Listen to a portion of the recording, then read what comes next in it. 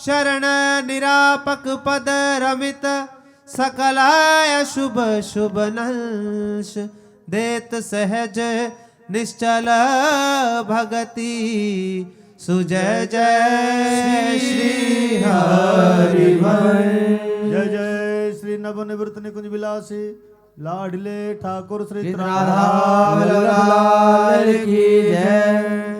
लाडले ठाकुर श्री राधा मोहन जी महाराज की जय। लाडले ठाकुर श्री राधा पियजू महाराज की जय। महाप्रभु श्री हरिवंश चंद्र जी महाराज की जय। श्रीत सेवक जी महाराज की जय। समस्त सहचरी वृंद की जय। श्री वृंदावन धाम की जय। श्री यमुना रस रानी की जय। समस्त संत हरि भक्तन की जय। श्री सद्गुरुदेव भगवान की जय। जय जय श्री राधे श्याम।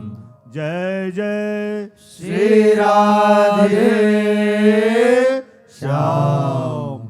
जय जय श्री राधे श्याम। जय जय श्री